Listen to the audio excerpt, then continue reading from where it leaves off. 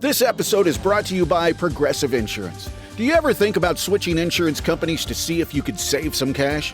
Progressive makes it easy. Just drop in some details about yourself and see if you're eligible to save money when you bundle your home and auto policies. The process only takes minutes, and it could mean hundreds more in your pocket. Visit Progressive.com after this episode to see if you could save.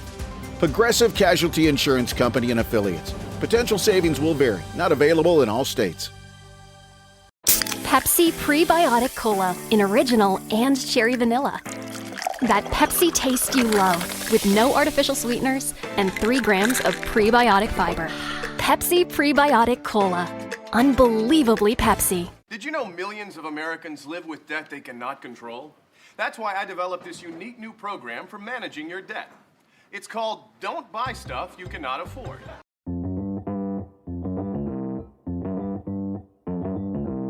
Live from Joe's mom's basement, it's the Stacking Benjamin Show.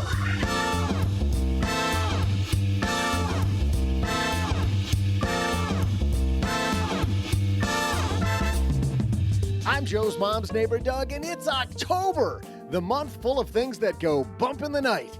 Feels risky, doesn't it? Today, we talk risk and more with the guy behind America's most offbeat personal finance blog, Len Penzo. And how about the risk of not dominating your workplace? In our TikTok Minute, we share the secret of one man who went from making $50,000 a year to over $300,000 and is now on the upper management fast track. How did he do it? We'll dive into the details. And speaking of risk, how risky is your retirement plan at work? We'll field a call from Suzanne about her plan, and then I'll share some incredibly October trivia.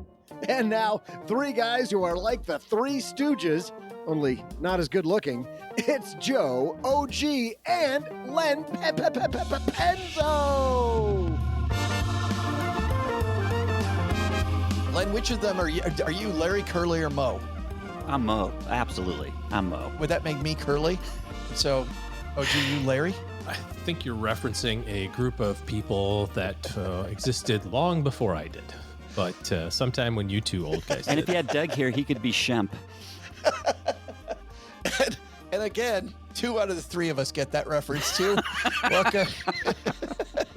Welcome to Old Guys Dominating the Radio. I'm Joe Saul-Sehy. As Doug just said, welcome back to the Stacking Benjamin Show. I'm super excited about today's episode. We're going to have a ton of fun, so sit back, relax, and get ready for about an hour of money geekery.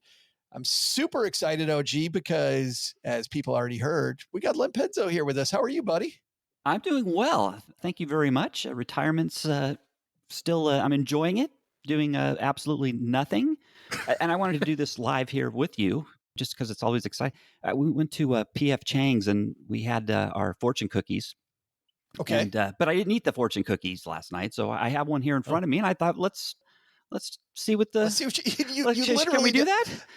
Hold on a second. So for people not familiar with the magic of Len Penzo, Len opens up with a dad joke usually, but this is not a joke. You literally have the fortune cookie and it is not open yet. There it is. It is right there. And I will say this, I'm sorry at P.F. Chang's, but we got the meal for 4 people and they only gave us 1 fortune cookie. So this is the only fortune cookie that we actually got. Wait a minute, Len. Len, what you're saying is that you ordered the meal for 4 people and ate it all, which is why they only gave you 1 fortune cookie. That's what Len does. He spends all day at P.F. Chang. No, this is my lunch. Isn't this exciting? I mean, what other podcast can you do this where somebody's going to actually open a fortune cookie live? It is, but hold on before you do that. Let me tell you, Len, a P.F. Chang story that happened to me. So at the holiday time, I took the 3 wonderful women that worked for me to P.F. Chang for our holiday lunch together. And we give each other some gifts. The fortune cookie comes and everybody gets their fortune cookie. You know what my fortune cookie said? I had 3 people that worked for me sitting with me. I open up the fortune cookie and it literally said, whenever you point the finger, 3 fingers point back at you. And it was just so, and they were all like, yes, 100%. There's truth.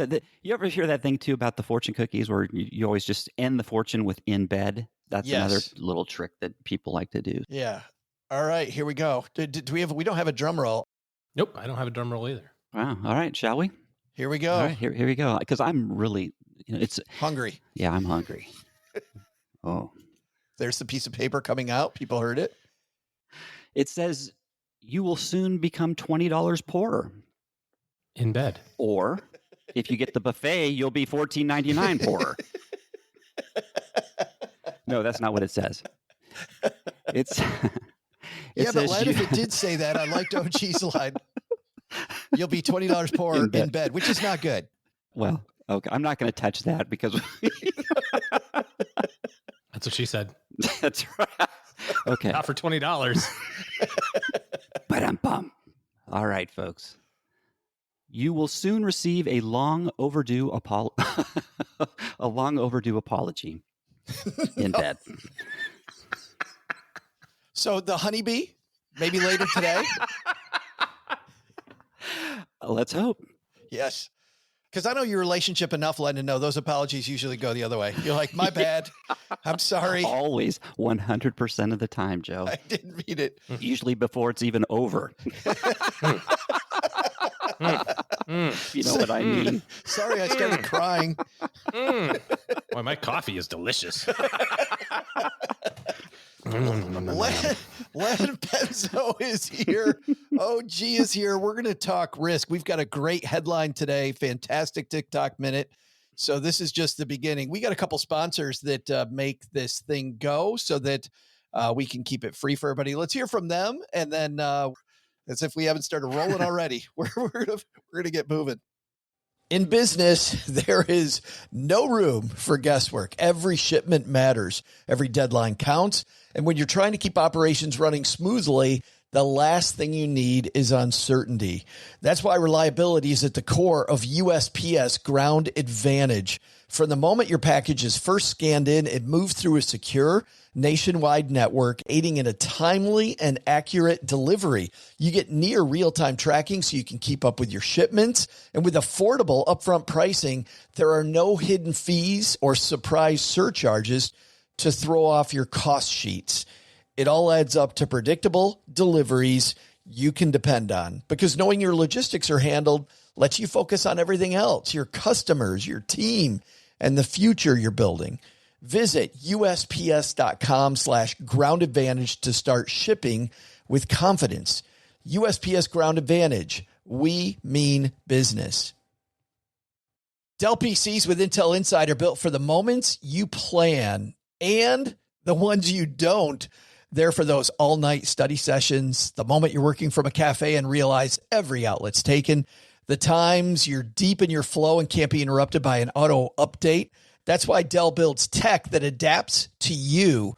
Built with long-lasting batteries so you're not scrambling for an outlet, and built-in intelligence that makes updates around your schedule, not in the middle of it.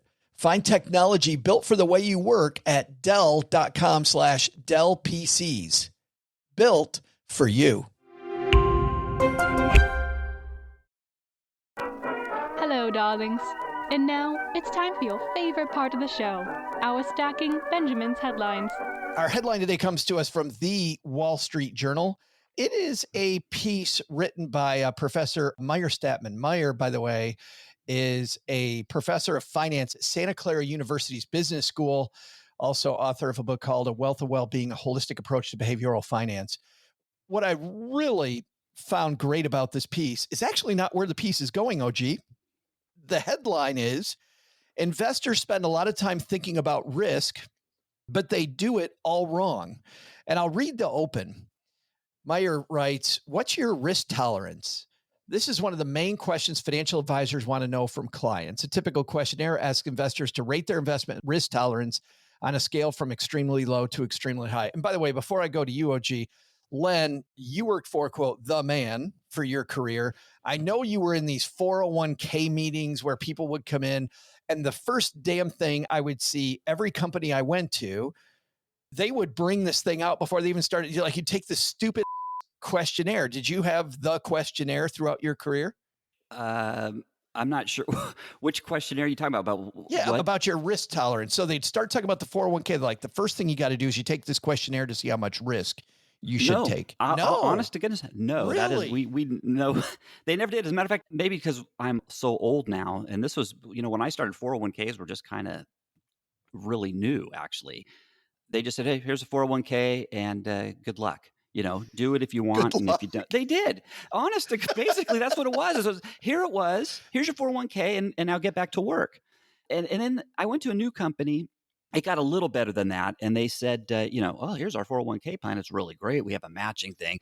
But they didn't get into the details at all. They said nothing other than, hey, here's a match. They didn't explain why you'd be stupid not to take the match. Nothing. But it was only marginally better than from my first job when 401ks were just kind of getting started, where they just said, here's your 401k plan, now get back to work. Which is wild, OG, because ERISA law, I think, is that not only do they put the plan in place, but they have to teach people how to use it. Isn't education a part of the law? But I guess we're seeing how much that's enforced by what Len's saying. Well, I don't know that it's part of the law, but also who knows what it was back in the mid 60s or whenever the hell it was that Len started working. Brought the chariot to work. It's certainly a lot different now, of course. And now they have auto enrollment plans where you don't even get a chance to opt into it. You have to affirmatively opt out of it, which is a different approach, right? It's the negative consent way of doing it, which is probably better for most people. Did they, Len, spend all the time that they saved talking about how few bolts they can put in a plane and still have it fly? Easy now, partner. Don't make me lose my pension, okay? Is it too soon for that humor? Too soon. I have no comment on that. I'll just say I was not on that side of the business. You were working in drones, weren't you? At the very tail end of my career, I actually was. I got to be careful here too, because I was still obligated. But yes, I was working on advanced drones. I mean, heavy lift, huge drones, testing motors and stuff like that. So yes. Well, maybe you can have a drone lift us out of this hole I'm trying to dig, apparently. We're not doing great. But very seriously, I would see, OG, these companies with 401k plans do, in most companies, frankly, Len, I'm super surprised that you didn't have this, but they always start with, okay, how much risk can you take? As if risk exists in a vacuum. And I can just check, I don't want much risk. I think the better place to start is, how much risk do you need to take to reach the goal that you have? And then look at that level of risk and go, can you stomach it? At the very least, that's a better approach. Why do we always start with risk? I personally even hate the word, the terminology is incorrect, because when we think about risk, it's the chance of loss, right? And if you're investing in the 500 biggest companies in the world, your chance of loss of all of your money is, it's almost zero. There's some chance, if you're an individual stock investor, that chance of loss to zero is some number, but it's also somewhat small. But if you're a diversified investor, your chance of your portfolio going to zero is very close to zero.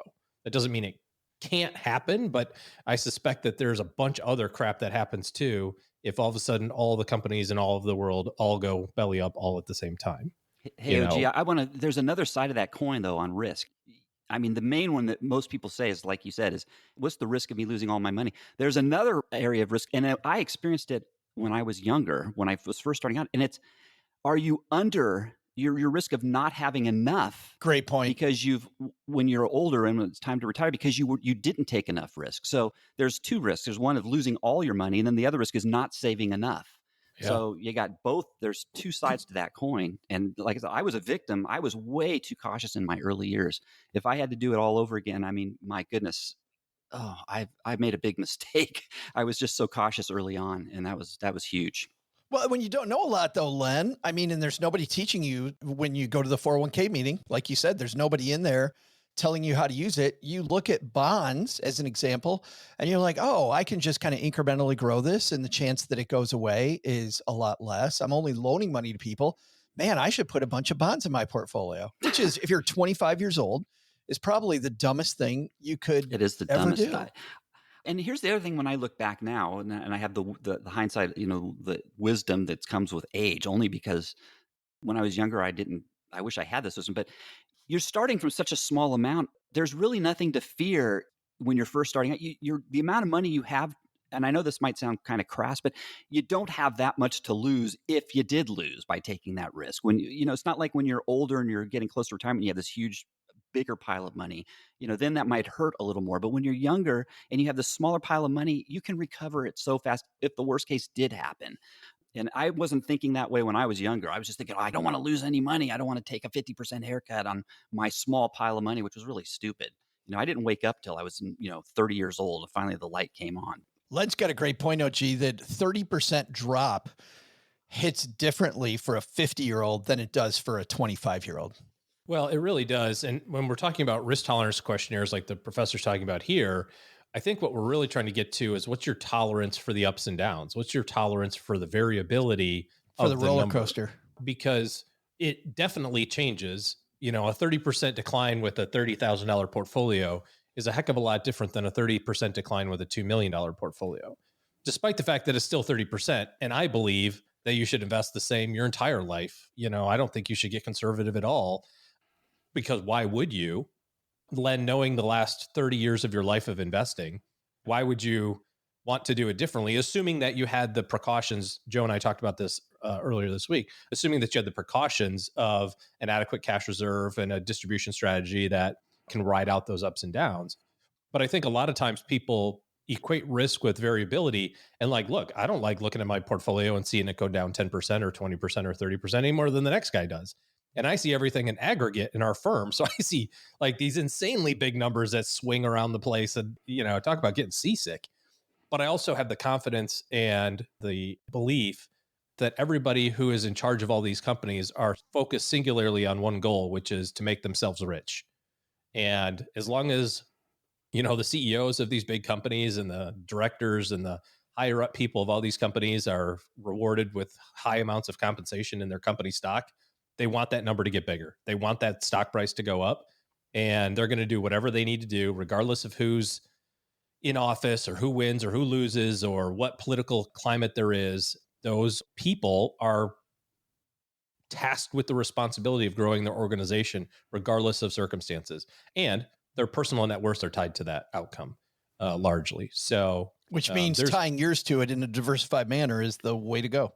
Yeah. I mean, I can't see of a better results-based plan. But the reality is the biggest issue as it relates to investor performance is singularly investor behavior. That is the beginning, middle, and end of the story every single time. And there's so many anecdotal stories about during market declines, what people do, groups of people do, what the people on TV tell us to do, all these different things that happen around volatility. And the right answer is often don't do anything. Just keep investing and keep being diversified and stay the course. But when we make these big, giant mistakes, we make them because it's a bigger number than we remember. We, for whatever reason, don't see percentage losses in our portfolios as percentages. We see them only as dollars. And the words that we use around that really enforce it. Can you believe I lost $600,000 last year in my portfolio? Think about the weight of all those words. You know what I mean? And we think about, Joe, earlier this week, I think you were talking about how our brain works as it relates to marketing, different marketing websites and things like that, how we equate different things. I believe that our brain works in multiples of our earning capability. So if you're out there and you're living your life and working your job and you're making $100,000 a year and your account goes down 100,000, you immediately go, that's a year worth of work. That's what I think that connection makes. Oh yeah. So when you see minus 600, stop thinking in percentages. Yeah. You don't think 30% loss when it's a $2 million portfolio. No, you think I just lost 6 years of earnings. And again, think of all the weight that just happens with that. I lost $600,000. All of those things stacked. No, you didn't. You didn't lose it. It's not misplaced. The price of the companies have gone down a little bit. You still have the same share. You know what I mean? If you kind of peel away those layers, you didn't lose it. Losing, it's like grandpa burying stuff in the backyard and forgetting where he put it. That's loss. You know where it is. It just happens to be worthless today. It just happens to be worthless today. Real quick, Joe, I know you're going to go to another question there, but I just want to, because OG was talking about companies going, up, and then CEOs don't want their company to lose all its value, and they're going to, and that's true over time. I mean, my company because I was invested in my company stock pretty heavily during my career. I'll just give an example. So the great financial crash in 2008, I think the stock went from, it was like 120, went down to almost 30, bottomed out at like 30. Yeah, but okay, so that's, what is that, 75% drop? I lost how much money? Was, okay, so here's the thing with risk though in time. When you're young, and I mean even under 50, as long as you're under 50, the fullness of time, if you're just stay the course, you're going to make that back. So that stock fell to $30 around, and I'm doing this from the best of my brain from back, but I remember it was like 27 or 30. This was in 2008. By 2020, that stock was up to, I think it topped at $440. So do the math. It went up 10 times. As long as you didn't panic, you know you're in it for the long haul. You went from $30 to $440 in 10 years. That's a 10 times gain. That's 70% loss that you had in the great financial crisis. You made it all back and mucho more over the 10 years. More. Yeah. How much is it? Yeah, it's a lot. I think it's like 10x more, right? But you had to stay the course and not panic. Just be cool, know what your final goal was, and everything takes care of itself. This is what I like about this piece, though, guys. That discussion that we just had is what I'm interested in. And I think we look at risk wrong. I would direct people back to Ben Orlin, who was on talking about making math fun just over a week ago. Ben and I talked about standard deviation, which, OG, is what you're talking about. Once you know that this roller coaster can go up and down 30%, and that is in the course of normal activity, it calms you down as a passenger on that plane. And I know how much OG loves the airplane analogy, which is why I keep using it. But it does. When the captain tells you there's turbulence, in fact, it's funny. I had never seen this. I'm sure OG is a pilot. You've seen this before. Some pilot on TikTok was showing the instruments that they use up front. And he had these areas that were in yellow on the route they were taking where he knew where the turbulence was most likely to be on the route. And if you follow standard deviation on your portfolio, you can take a look at this measurement and just go back to last Monday, Ben Orlin's episode, and dive in. And we talk a little bit about how standard deviation works. And it's such a great indicator of, hey, this is all normal, but this guy's not going there. Let's pivot. This guy's going to something different. Mir says, but by focusing solely on investment risk and financial returns, people often misunderstand the best path to accumulating wealth and emotional satisfaction. Many people, for instance, think the best way to increase wealth is by tolerating investment risk, what we've been talking about, perhaps picking stocks with spectacular returns. We definitely didn't talk about that. In truth, wealthy people gain their wealth mostly by tolerating, wait for it, career and social risk, risks that pay great returns and turning them into successful physicians and lawyers or owners of businesses, large and small. And then I think this piece is brilliant because I feel like often we want our portfolio to do the heavy lifting. Where, Len, I got to believe in your career, the fact that you were an engine that could bring home a nice paycheck and you took career risk to make that happen was a part of your success. Oh, gee, you see this all the time when people come in and they haven't thought about getting a raise from work. And every study shows that your boss wants to give you a raise. You just haven't presented it the right way. I love this idea of what risk could I take with my career that might bring in money? What do you guys think about that? I mean, you can't argue with it. I mean, let me give one example of career risk that I think a lot of people don't think about. And I'll use my son as an example. He did something quite amazing. He dropped out of high school because he had ADD and dyslexia, and he couldn't cope in that environment. He just the way to learn. But he's an extremely bright kid. And he self-taught himself computer coding. He became extremely good at it. And he worked his way up through jobs, working at bigger companies coding without a college degree. Here's a big risk he took. There was a job at a big aerospace company that he applied for that required an engineering degree, and he applied for the job even though he didn't have a day of college.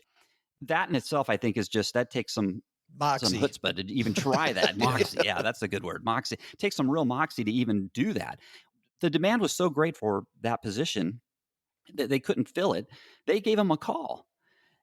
he actually ended up getting the job after, and now they didn't just take his word for it. Luckily, he was working for another company, so they referred to that. But then they gave him a very difficult technical test just to make sure, absolutely, before they jumped to do this. And he passed it with flying colors. And he ended up getting a job that required an engineering degree. He doesn't have a day of college experience, and he doesn't have a high school degree. And now he's working. Yeah, he wasn't afraid just because the application said you had to have a degree to apply anyways. Give it a shot. If you have the experience for something and the application or the job application out there asks for a degree, but you have the experience, go take a chance. I mean, why not? You have nothing to lose.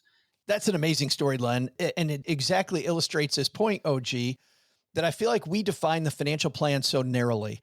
I want my portfolio to do more lifting. I want it to take more risk. I want it to do all this stuff. And yet, and this is the reason why we had Seth Godin on Monday.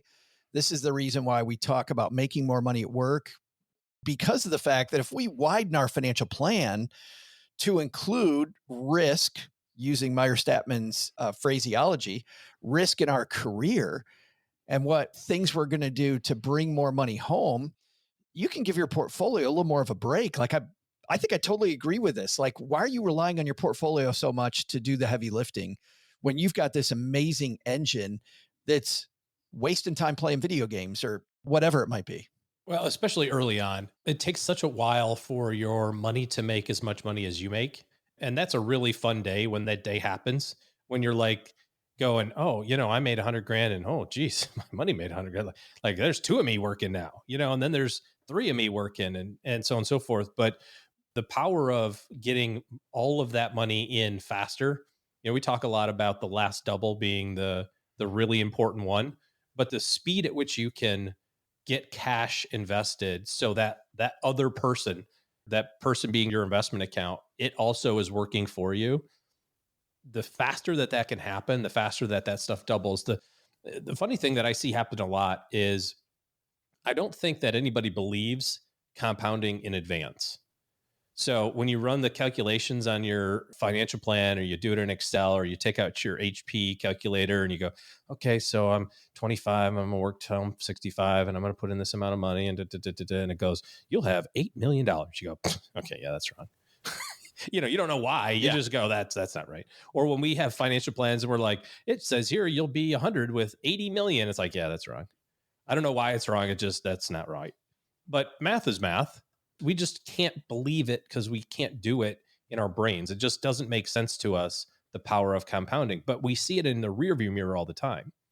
Using your example, Len, if I told you, hey, your company stock went to 400, it stands to reason that it will be at 800 in 7 years from now. Or it stands to reason it will be at 1,600 in 12 or 15 years from now, right? That's a normal return.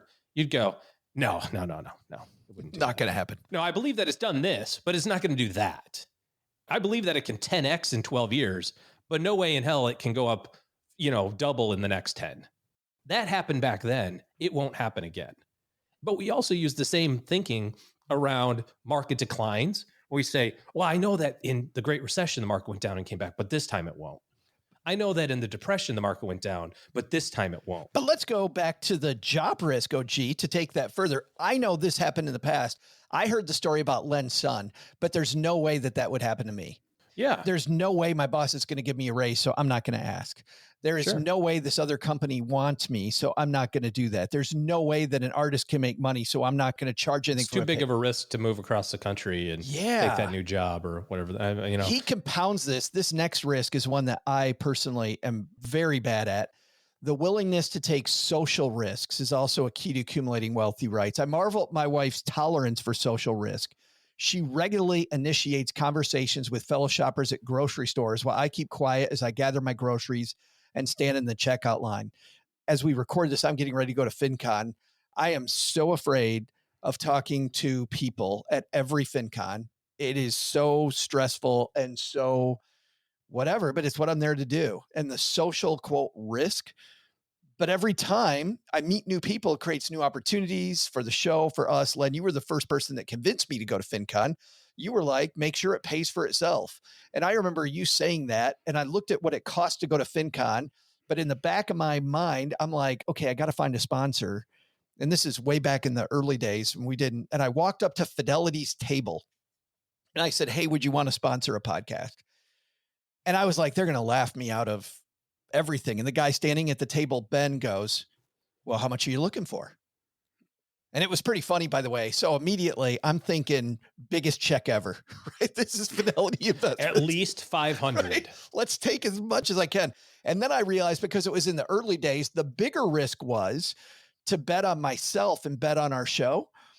And then I realized the bigger win for me was going to be able to say, Stacking Benjamins is brought to you by Fidelity Investments. Bam, a show that at that point nobody listened to. And it just gave us this social proof, this credibility. So all of a sudden my head went from taking the risk of asking them for a lot of money to taking what ended up being a bigger risk.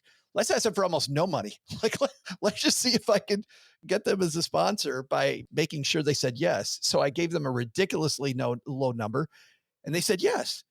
And for 2 months on Stacking Benjamins, we said Stacking Benjamins brought to you by Fidelity Investments, which is pretty amazing at the time. But this idea of social risk, I think, is another one. I'm horrible at that. I know, oh, gee, that's not your favorite thing either, is going into a crowd of people and initiating conversations.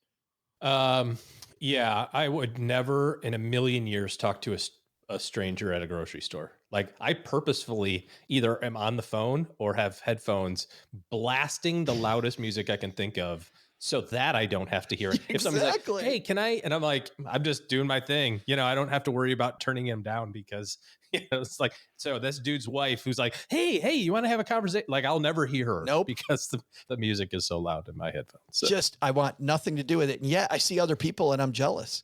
People that are really good at it and they get all these connections that I could have if I took that risk. Len, how about you? You good at social risk?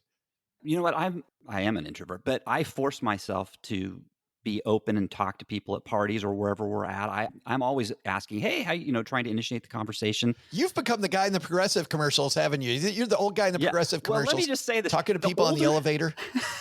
Let me tell you, the older you get, the more dangerous it gets, because now as I'm getting older and grayer and looking like an old wrinkly guy, now when I try to initiate a conversation like in a grocery store, I get like, you old man, get away from me, you dirty old, you pervert. It's like, I'm just trying to. So it gets harder as you get older. Let's talk about big risk, because we got a holiday coming up. So we've got one more risk I'd like to talk about on this topic. This risk is big, and that is the risk that you're going to be the house that everybody hates at Halloween. This comes to us from a blog called lenpenzo.com, and it is 13 yucky Halloween treats kids would rather toss than eat. There is some significant risk, Len, to be in the a-hole that gives out the really crappy kid. Like, I don't want to be that guy. I wonder how many of these I could get. How much is on the list? There's 13. There's 13. 13. And let me just say this article is now 11 or 12 years old, I think. It was originally, I interviewed my kids when they were younger. Nina and Matthew, they were single digit in age, I think. Let me do a quick look here.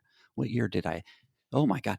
You know what? I'm in a new browser here and I didn't realize how many ads my dumb website has. Look at these ads. Well, you could click lots of those ads. Cha-ching. Yeah, there's lots of, you know what? Hey, if you stop by here, folks, please click on those ads. They're very helpful to me. Speaking of, anyways, let's see. This is April 20th, 2011. So wow, this is 13 years ago. 2011. So yeah, that's from my kid, but these were my kids. I got to say fruits on this list, right? Apples. No, somebody actually chastised me for not having apples on that list. Okay. All right. Candy corn. Candy corn isn't on your list either. Well, don't you like candy corn? Who doesn't like candy corn? Yeah, you don't like not candy that corn? Much. No. I mean, oh my gosh. Not enough to get a handful of it. I like that's just kind of weird, right? How about Baby Ruth? Baby Ruth is on here. Did you guys, those did are that make nasty. you gag when you were a kid getting a Baby Ruth? Yep. No, the fun thing to do when my kids were lifeguards, somebody would throw a Baby Ruth in the deep end of the pool so the lifeguards would get a break. Okay, Candy Shack. Caddy Shack. So another one on here is Jawbreakers. Yeah. Okay. Nina penalized Jawbreakers because she said it was too much work for her. She said it is too much work. Yeah, I agree. Well, and Dennis will tell you, people chip their teeth on those things. Yes, that's true. Yes, that's absolutely the true. one I like that's on here, Len? I like the one, anything with coconut. Coconut is gross. To me, it's in moderation. I can eat one Almond Joy or one Mounds, but boy, you give me more than that, and I'm gagging. I'm gagging. I can put a bunch of booze in a coconut and drink it. Oh. Another one here that I thought was really makes sense. It was Halloween pencils. Yeah. I mean, Pencils. pencils are a terrible Halloween treat. I mean, the splinters that they, on your tongue when you eat, I mean, it's just terrible. So stay away from eating those. Those are bad. What should everybody be serving? Like literally, guys. OG, the ultimate house on Halloween. What should they be serving? Well, we're a little spoiled here in our little slice of paradise because we have on our little street, we have a family that makes hot dogs, and we have a family that serves hot chocolate. We have a family that has adult hot chocolate too. So it's kind of kids and adult. People across the street have ice cream sandwiches and a big ice cream bar. Really? Like literally like a Cold Stone thing set up. So that's kind of fun. We just go to Costco and get the big giant bag of multi-candy. I think Hershey Kisses kind of suck, so I'd stay away from that. That's kind of a crappy Halloween candy. It's just too small, too little. Yeah. Yeah. And I don't like the self-serve Halloween candy. Because some people do that now. They just set out a bowl and be like, they're hey, lazy. just take one or whatever. It's like, dude, if that stuff happened when I was a kid, I would just take the bowl. And they do. They do. I would just be like, this is so dumb. I have all the candy from the neighbors now. So don't do that. All the candy. I get it. It's maybe not your thing. You don't want to hand out candy. Don't do it. But don't leave a big bowl out there. That's one year my kids actually got, and this is on the list of things you shouldn't serve, was old Easter candy. They actually both got chocolate bunnies. Like Peeps or something. Yeah. 7-month-old candy. People are cheap enough. They got little mini chocolate bunnies. Yeah. Now that's pretty bad. Yeah, don't do that. That deserves a toilet papering of the house right there. Those little Valentine's Day hard candies. The Dove Hearts. For Halloween. Yes.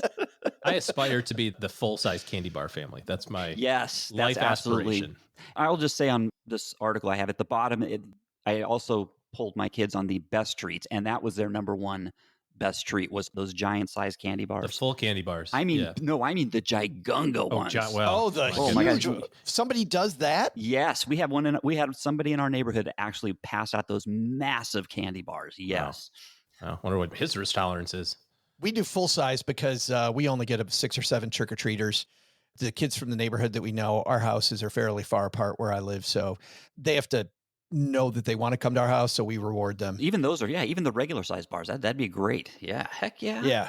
And it's one of 3. It's either Kit Kat, Nestle Crunch, or 3 Musketeers. Those are the 3 that we do. Because those are my favorites. And I'm always hoping whatever's for left. Joe's like, we better stock up just in case we got a rash of kids. I do that every year. I'm like, we got to get 4 bags. This could be the year. This could be the year. It can't run out. It's like Thanksgiving dinner. Do you run out? I've run out of candy before, but don't you get a sense of panic when you run out? Oh, it's getting low and it's just dusk. You're like, oh crap. I'm going to beat those people. I have some old boxes of mac and cheese in the pantry. I guess I can start giving that out. Hitting out pork and beans cans. Who wants cashews? What am I going to do? If you want to dive more into this, we'll have a link to both the Len's pieces at stackybenjamins.com in the show notes page. And if you want to dive more into this area of risk, we'll also have a link to this piece, although it's behind a Wall Street Journal paywall. You know what, though?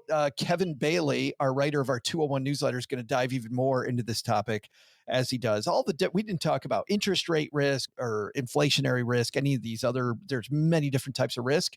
He'll dive into those in the 201 tomorrow, our newsletter, stackybenjamins.com/201.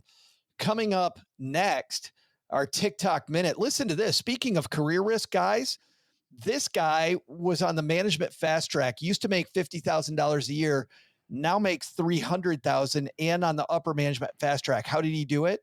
TikTok video explains. We'll listen to that. Plus, we're going to answer your question from a stacker. That's all after Doug's trivia. Because Doug, where have you been? We've had this whole thing. Okay. All right, man, he's ready to go. Doug, what's our trivia question today?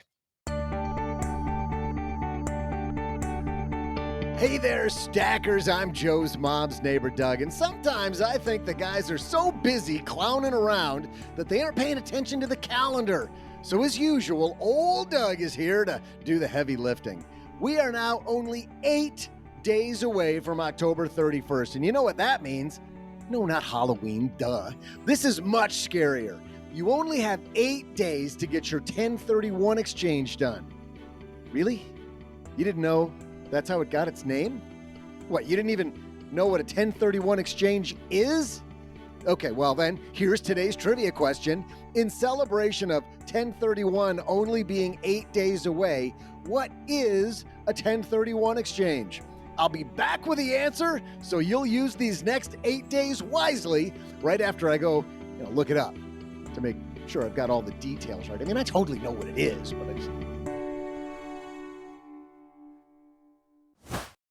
You're listening to this podcast, so I know you've got a curious mind. Here's a helpful fact you may not know yet. Drivers who switch and save with Progressive save over $900 on average. Pop over to Progressive.com, answer some questions, and you'll get a quick quote with discounts that are easy to come by. In fact, 99% of their auto customers earn at least one discount. Visit Progressive.com and see if you can enjoy a little cash back. Progressive Casualty Insurance Company and Affiliates. National average 12-month savings of $946 by new customers surveyed who saved with Progressive between June 2024 and May 2025. Potential savings will vary. What would you do if your online store converted 36% more shoppers? You could take 36% more vacation. Another pina colada? Yes, please. Open a new retail location with 36% more square feet. Fantastic. Hire 36% more help. You're hired and you're hired. Shopify has the world's best converting checkout, up to 36% better than other e-commerce platforms. What you do with those extra sales is up to you. Switch to Shopify today at shopify.com/listen and get a $1 trial. Shopify.com/listen.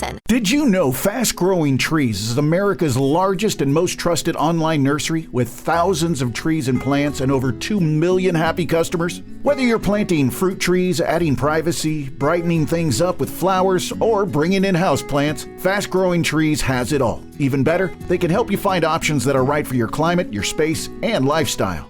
Click Order Grow. Every plant arrives healthy with the Alive and Thrive guarantee straight to your door. So if you're ready to get planting, this is the moment. Right now, they have great deals on spring planting essentials, up to half off on select plants. And listeners to our show get 20% off their first purchase when using the code WWO at checkout. That's an additional 20% off. Better plants and better growing at fastgrowingtrees.com using the code WWO at checkout. Fastgrowingtrees.com, code WWO. Now's the perfect time to plant.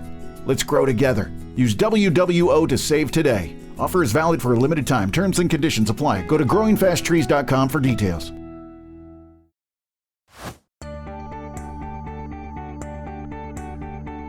Hey there, stackers. I'm Guy, dressed as a taxman this Halloween, and Mr. I Hate Fake News, Joe's mom's neighbor, Doug.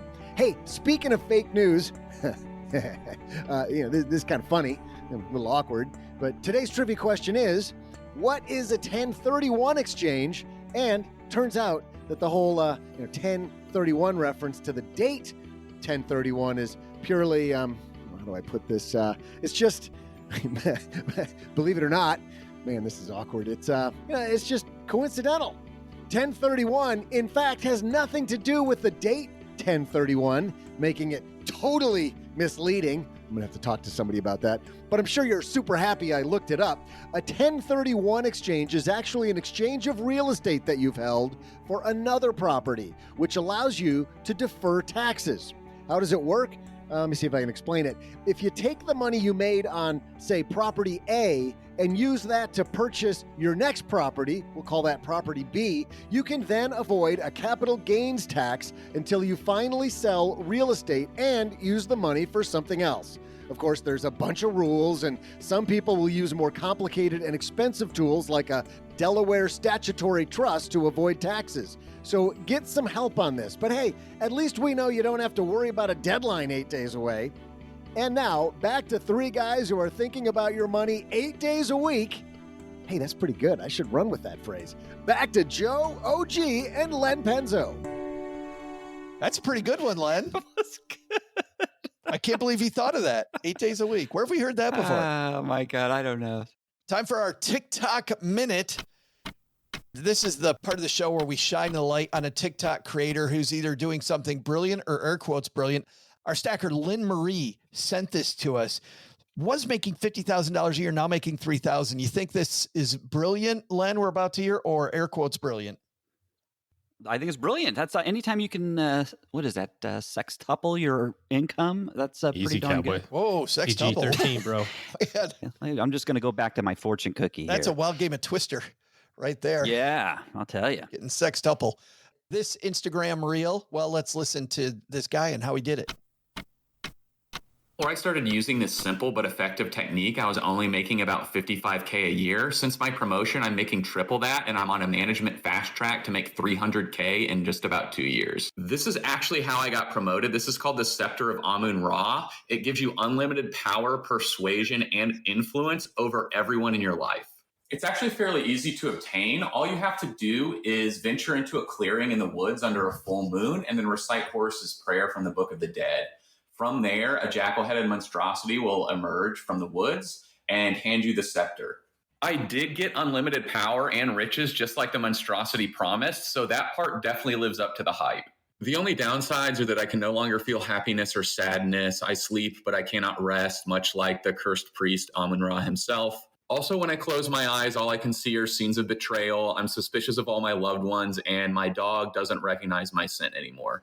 Overall, I'm so glad I bartered for this. I'm feared by my coworkers. My wife cowers when she sees me, and my best friends have turned into yes men and sycophants. I've also used this scepter to get pretty good financing on a Rivian, so its versatility alone makes it worth your eternal mortality. He's got more benefits. But I think at Halloween season, if we just get this scepter, OG, it'll solve all your problems. I wish I had the sound of the, the sound of like the windows, ba-dong, like when it like crashes. That's how I feel right now. I feel like just walking away. You don't like Lynn Marie's strategy here that she sent us. I think especially at Halloween time, it might be a little risky. We talked about risk earlier. Len. Can we please move on to whatever the next thing is? Okay. I'm just sorry I didn't think of that earlier. I mean, that's brilliant. It's brilliant. Out of all the strategies, who would think to buy the... I appreciate you proving my point over and over and over again about how everything on any of these social media platforms is utter trash. I don't know what you're talking about. Every single time. Pretty garbage. Sounds reasonable to me. I know. I don't know what his... Apparently he's never worked in corporate America. I guess not. I've worked with people who no longer feel feelings or any happiness or sadness. They just seem like a zombie coming into work every day. All right, fine. Let's shine the real light on a stacker that said, you know what? I better call Saul, C-Hi, and OG, and Len. on this part of the show, we're helping a stacker in need. And today, you know what? We've got a great one. We are going to help Suzanne. And I know, we give people... for calling in, we give them swag. So Len's sporting one of our awesome classic Stacking Benjamin shirts, but Suzanne's like, forget the swag. I just got a question. Hey guys, this is Suzanne. I am a second-time caller, so I'm not really interested in another t-shirt, though. I've been rocking my Doug President 2024 shirt proudly. The question about the benefit of employer-sponsored IRA plans. My husband had been laid off from his place of employment during COVID, and we eventually rolled over his IRA into an Empower IRA. And so we have about $840,000 in our traditional IRA through Empower and about $22,000 in a Roth IRA through Empower. And now his employer is offering a traditional IRA plan. However, no matching funds or anything like that. Is there really any benefit to switching to this plan from Empower? Right now, we're putting all our contributions into the Roth and not even doing anything other than just passive investing with the IRA. So I'm just not sure where to go from here. If you could provide any insight, that would be fantastic. Thank you. Take care. Hey, Suzanne, thanks for the question. And sounds like not a 401k, but just a regular IRA that you can put money into, OG, with payroll deduction. Is there any chance that this is maybe a simple IRA? It's an employer-sponsored IRA. I very rarely will hear about, and it's very small employers that will just go, you know what, if you want to put money in your IRA, we'll make it easier. Kind of like a pseudo helping you out with this thing you can do on your own. But no, I think it's got to be a simple IRA. I would verify that terminology, Suzanne. I would verify that this is what you think it is. Yeah, because ultimately, if it's just a conduit of somehow will help you. And that doesn't even make sense either, but somehow will help you take money from your payroll and put it into an IRA. And you're already doing that by doing a Roth IRA. You can't do both an IRA and a Roth. Well, I mean, you can, but the limit is the same, right? The limit's the 7,000 limit.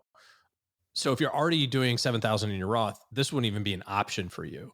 If it's a simple IRA, which is a type of retirement plan that really small business owners sometimes offer, it does come with an employer match, or at least it's supposed to. Every so often they have to match 3% and do that 3 out of 5 years.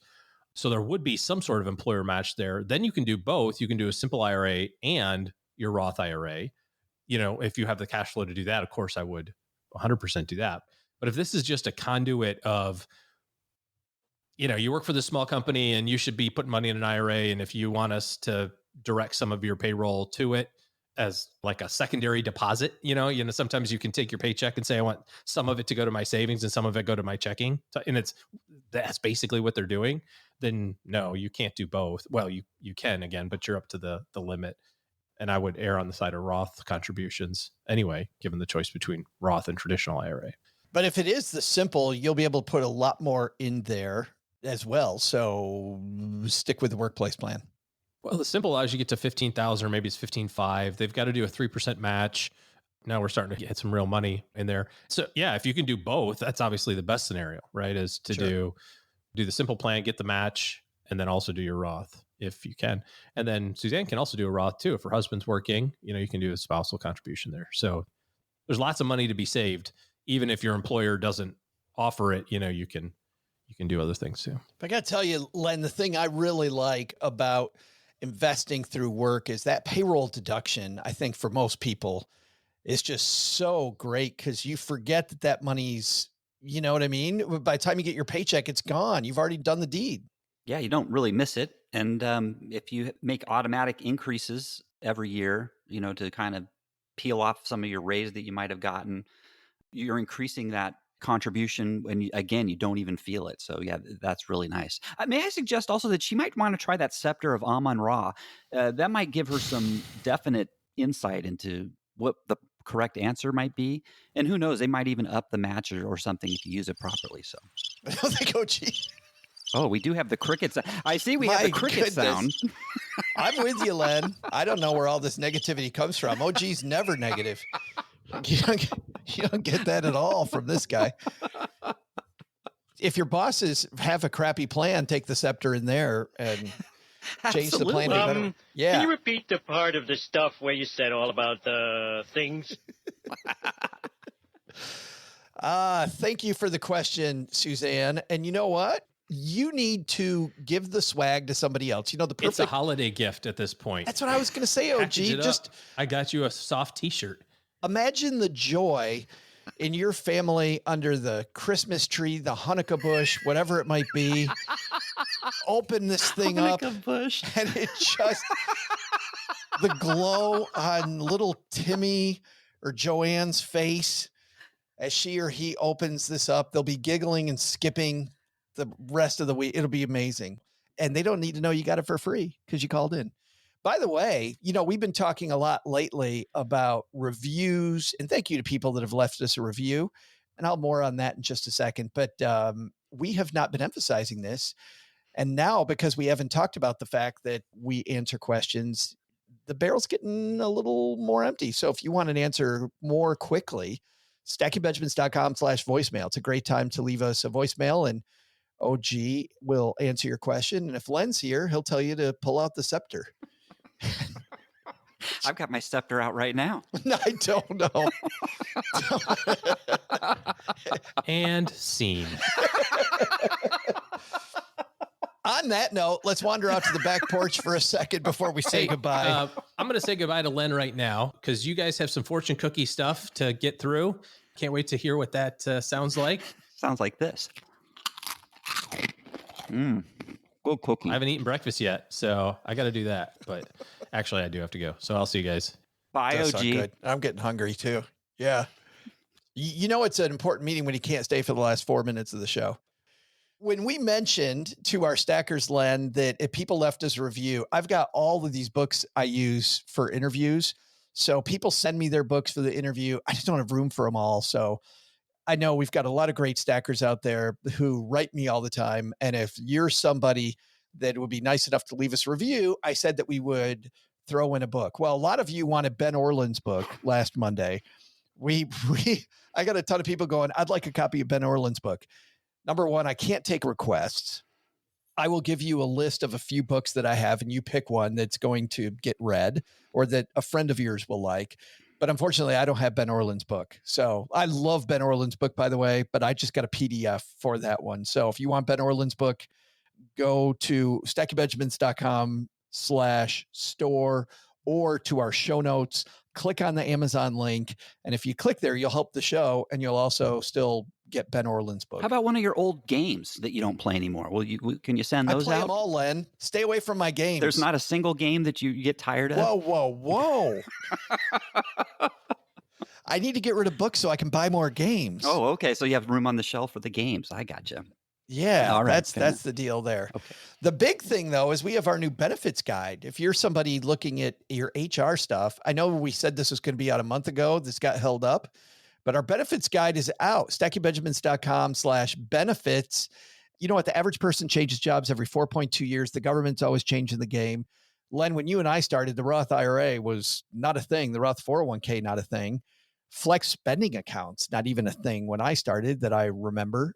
HSAs, all this stuff. As the game changes, you buy our benefits guide one time and you have it as long as we make it. So for details, stackingbenjamins.com/benefits.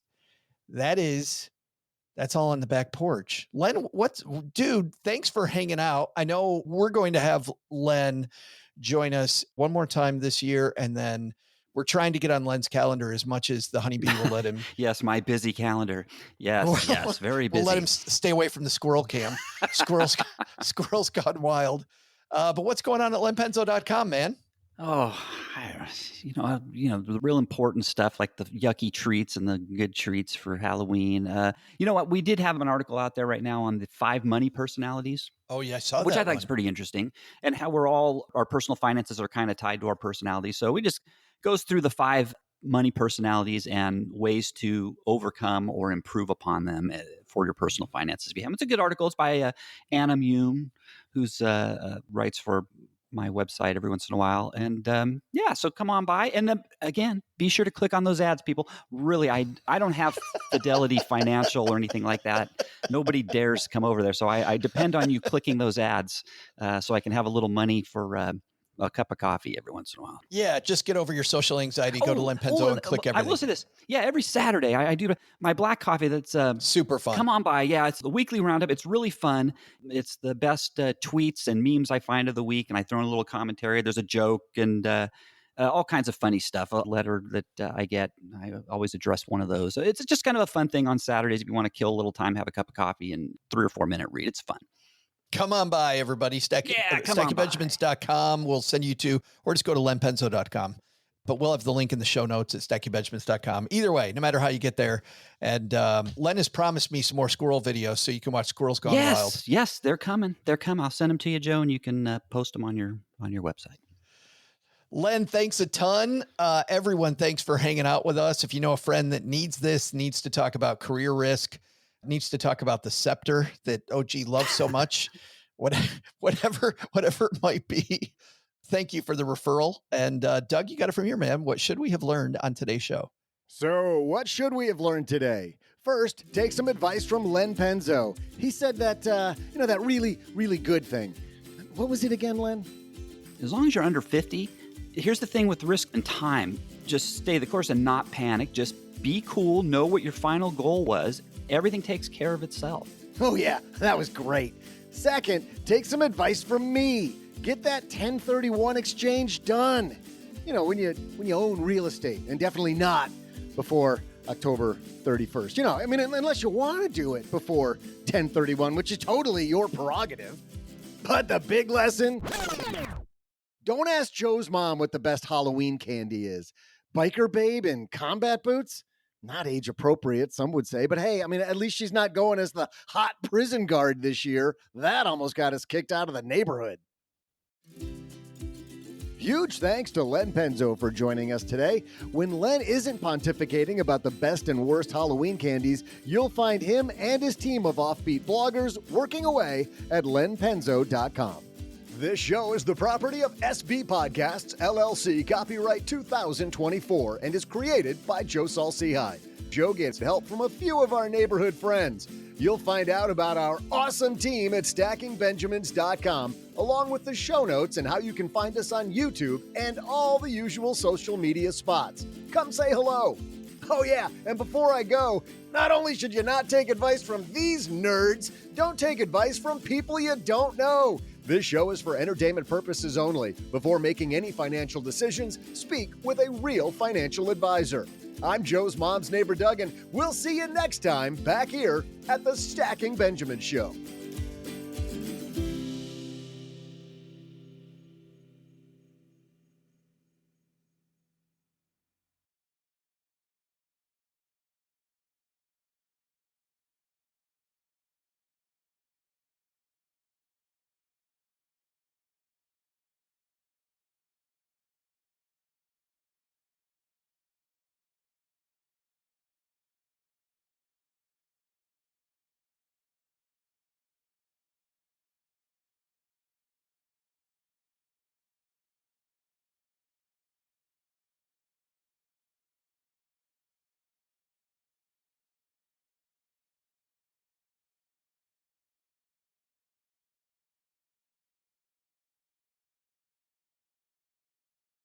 Here's some news, Len. You're not that far from Vegas. Nope. How long would it take you to drive to Vegas? Probably 3 hours. I love how you're still munching on the fortune cookie now. Right? I'm sorry. It's like, I need a snack. I forgot. I bring that up because you don't know this, but and some of our stackers don't know this, but I'm coming to Las Vegas. We're gonna do a meetup on the 7th. I'm interviewing a person who shall be named later on the 7th, and then 6:30 p.m. Las Vegas Brewing on the 7th. We're going to hang out. We're going to have a few foamy beverages or whatever the heck. You know what, Joe? I'd have come out to see. I'm going to be out of town and I'm going to be out of the country, actually. 1 star on that day. So 1 star. 1 star review? Yeah, 1 star review for Len. I'm sorry. But the reason I bring that up is because OG and I on Monday were talking about gambling during the after show. So, and by the way, before I get to that, because I do want to talk about gambling, Stacky, because it's a financial show. You got to make money somehow. StackingBenjamins.com/meetup and tell us you're coming so we can tell the brewery. The people at the brewery have been so nice and working with us. And geez, some of these places, Len, we go to the like $2,000 minimum. And you're like, we're a podcast. What are you talking about? But these guys are like, nope, no minimum. Everybody can come. We're going to have our own special area. They were so nice. Cool. And just great people. Las Vegas Brewing. So can't wait to go. But come join us if you're in the Vegas area on that time. All right. I wanted to bring up Vegas and gambling and maybe some of the shows. You and the Honeybee ever go gambling? You know, I used to go twice a year. I'd go once in the summer for 3 or 4 days. And then it was a family thing. And I'm talking about not the Honeybee. I'm talking about the Penzo family, my dad, my mom, and some cousins. And all the Italians, we'd all go out to Vegas and we'd take over for, 3 or 4 days. And then we would do it between Christmas and New Year's. So, and that was always fun. We would spend 3 or 4 days between Christmas and New Year's in Vegas and just had a blast. Once we had kids, no, really didn't. And the Honeybee's not a gambler. So we stopped going after that. But I love Vegas. I love gambling. Nothing better than being at the craps table and, a hot craps table. It's just, oh my God, it's so fun. It is so much fun. That's the game. Oh, good. That is for me, maybe the only game that I like. It's the only game I like because I do love the table where everybody is hollering. Hot. And it's got to be a hot table, but nothing. There's the camaraderie is just, it's electric when it happens. It's just fantastic. I actually stood at a table one night where, because you can bet with the table. For people that don't know craps, we'll get into it here in a second, but people that bet with the table, which is 99% of people. But I had these guys one time betting big money against the table. And you know what? They're lucky they don't get run out of the casino by the other people around the table. Because usually that's bad mojo when people do that. Everybody hated them and they loved being the at the table. They were getting into it and they were winning. The table went cold and everybody left. Everybody left. Yep. It was horrible. But I got to tell you, did I ever tell you about how I learned craps? No. Tell me, Joe. I used to give, back when I was with American Express, I would have people, because people own their own franchises, I would have advisors hire me to go speak for them. So I would come and, you know, I'm sure many people have been to the old like rubber chicken dinners, you know, where you impress upon them how great you are. And so these advisors would put on these things, and instead of them talking, they would send me up, and I was much better at talking about them and financial planning than they were, just because I did it so often. Our number one advisor in the United States had an office in Vegas, and he was building that office. And so he hired me to come to Vegas, put me up in the Luxor Hotel. I didn't gamble at the time at all. So I would just go people watching, because to your point, what a fun place to just walk down the street and see everybody. I mean, the tube tops on some of these dudes were just amazing. But there are a lot of people where I'm like, you probably shouldn't be wearing that. But who am I to tell? Because people watch videos of me and they're like, yeah, you shouldn't, Joe. You got a face for radio. Anyway, one night, Mark, one of the advisors in this practice, goes, do you guys ever want to learn craps? And I said, heck yeah, because you walk through these casinos and people yelling, it's always around the craps. It's nowhere else. You never see blackjack table. I mean, every once in a while, roulette or blackjack, but not like the craps table. Right. The whole table getting excited. So he said, because his assistant, Beth, also wanted to learn, he's like, well, heck, the three of us, let's meet like at 9:00. I think our seminar thing ended at like 7:30. Let's just meet about 9:00. Let's go to Excalibur, which at that part of the strip had the cheapest tables. He goes, bring some money and meet me. And I go, how much money should we bring?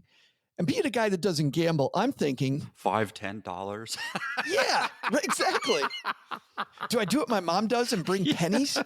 Can I bring like a mason jar full of pennies? Yeah. He's like, bring $200. And this is like 1998. And dude, I am so broke.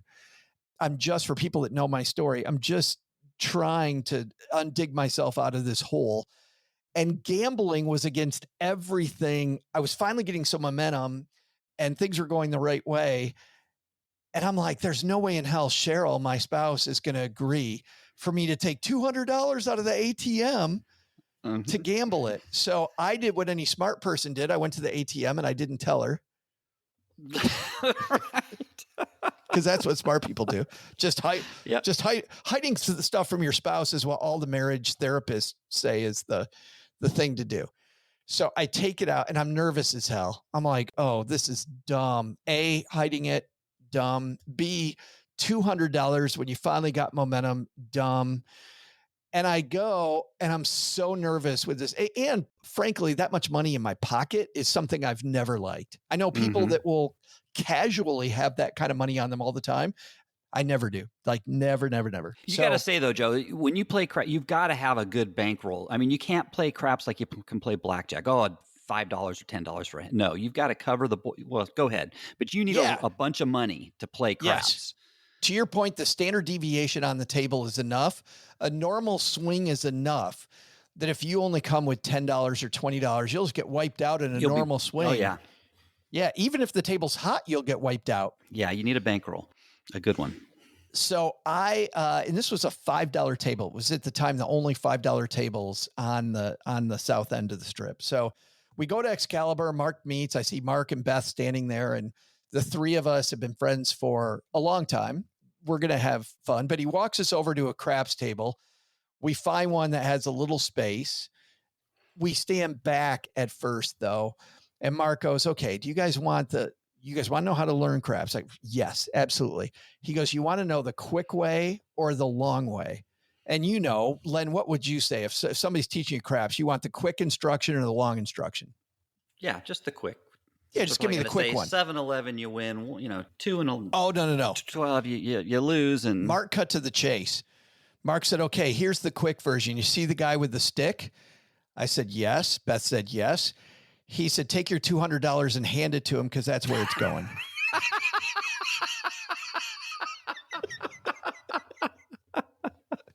my oh no, I shouldn't be do this turned into like there's no.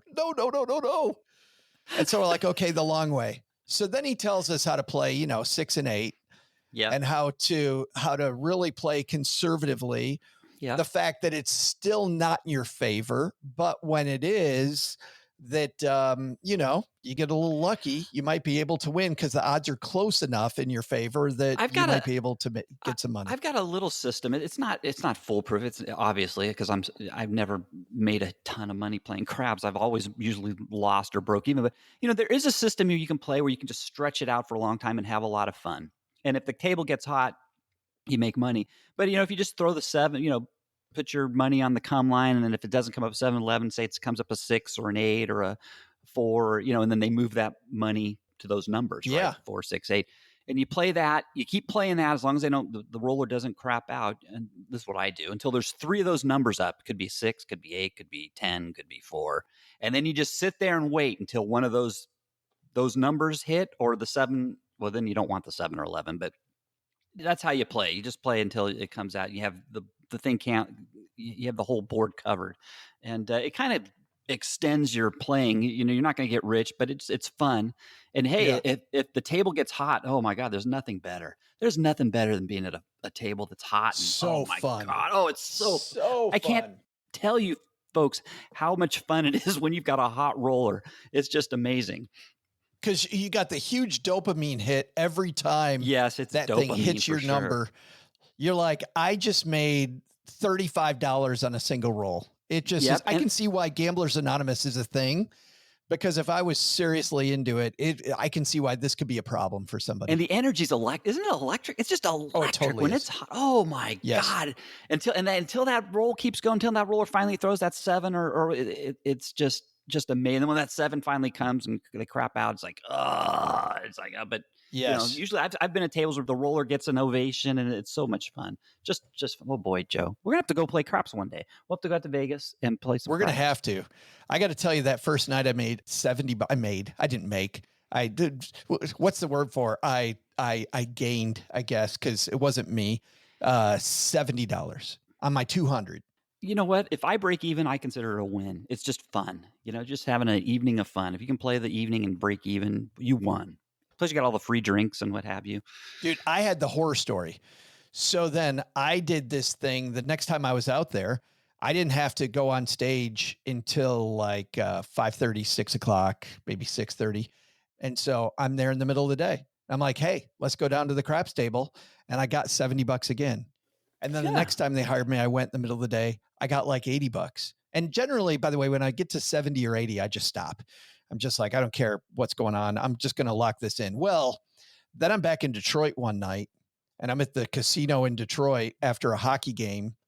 I remember who I was with, but I was with some friends, and I'm like, hey, let's go play craps because this game's easy because I like win $70 every time. So I take my $200 out. Len, it's gone in like 4 minutes. Yeah, it can happen. It was gone. You can have a cold table just as, probably more so than a hot table. But yeah, if the dice are cold, yeah, you can lose your money fast. Well, here's the lesson. This is the karma thing. The karma thing is then, because that never happened to me, and because I was in my head really good at this, and I knew the answer and there was no way I could lose money. I was like, no, I'm a winner. This is not it. I went and took out $200 more. Oh, no, you didn't. And I lost you didn't. In another 10 minutes. Oh, yeah. Yeah. Bad. That's bad. And then I realized that, luck. That's when you go to the buffet table and call it a night. Well, I called it a year because, I'll play craps once every 3 years now. I'm like, we'll have to do that, Joe. Seriously, one of these days we're gonna have to do that. That'll be so fun. Oh my goodness, that's fun. And I do to say this before we say goodbye. I like craps actually better in the middle of the day because you're playing with these old locals. I find a table with older men and women who look like they work in the industry and they're just on their time off before their shift or after their shift. They just stop at the craps table. Len, these people know what they're doing. And I feel like every time I've played craps in the middle of the day with a table of these crusty locals, things go really well. When I have gone then, since I know better, at 11 o'clock at night and there's a drunk person walks up to the table and throws money down and they grab the die and they start like madly shaking it, you're like, oh, there goes my money. Yeah. It is funny how you can say, it's like, oh no, not this person. Don't let this person roll. Yes. I know the exact feeling. Yes. Yeah. So I avoid playing at night. I avoid playing when I'm drinking. You know, I feel like I'm going to lose money either way. I'd rather be sober. Because I'm not going to do dumb crap with it. But anyway, well, let's do that. Yes, absolutely. That'll be fun. Let's get the hell out of here, Len. Let's go.